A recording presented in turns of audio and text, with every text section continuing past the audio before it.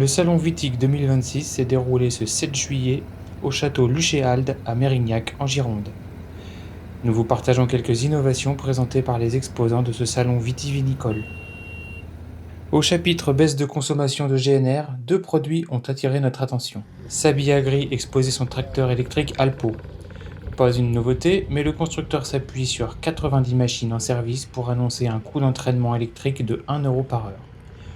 De plus, il a augmenté l'autonomie de la batterie de cet automoteur de 15%. Chez Presby, on parle aussi économie de GNR grâce à sa rampe de pulvérisation VulpViti.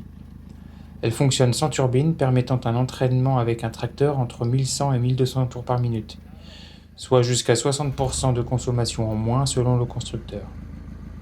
Ce pulvérisateur avec balai existe depuis 2021.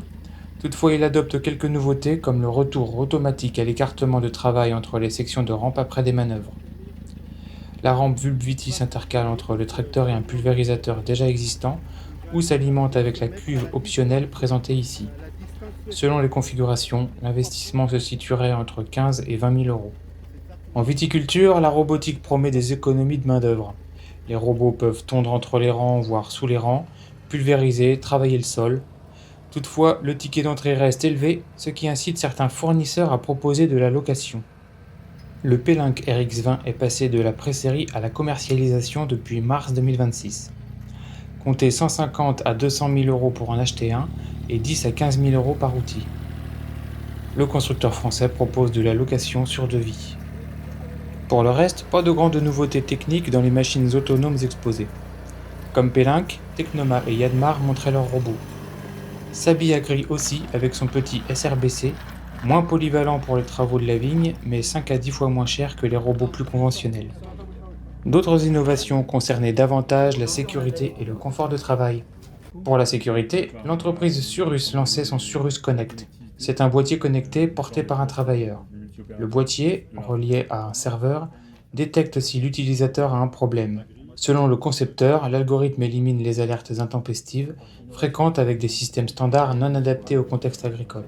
De plus, il élimine les zones blanches, ou hors connexion, grâce à 3 modes de communication simultanés. Liaison satellite, multi-opérateur téléphonique et radio longue portée LoRa, capable d'émettre à travers des murs épais comme ceux des chais. En cas d'incident, le Surus Connect prévient les numéros d'urgence. Le tarif annoncé est de 23,5 € par boîtier par mois. HBR Innovation présentait la veste rafraîchissante Muscle Suit Cool Vest. Dotée d'un système Peltier, agissant comme une glacière, elle crée un flux d'air froid. 2 ventilateurs situés à l'aine évacuent le chaud. Les extrémités sont assez hermétiques pour que le système garde la fraîcheur autour du buste. Ce système n'est pas réversible. Autonomie annoncée 8 heures, le prix 430 €.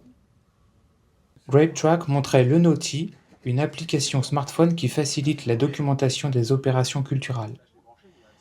Au travail, l'utilisateur commente les travaux en parlant naturellement. Le système enregistre et recourt à l'intelligence artificielle pour retranscrire et structurer un rapport écrit.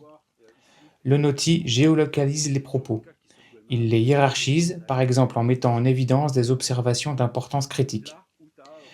Il peut être relié à différentes stations météo et possède un mode de travail hors ligne. Enfin, des systèmes de couverture étaient présentés. En plus des couvertures Vititunnel déjà connues, l'entreprise Bienesis montrait sa canopée. Il s'agit de protéger la vigne non seulement du gel et de la grêle, mais aussi d'éviter le lessivage des traitements et les brûlures solaires.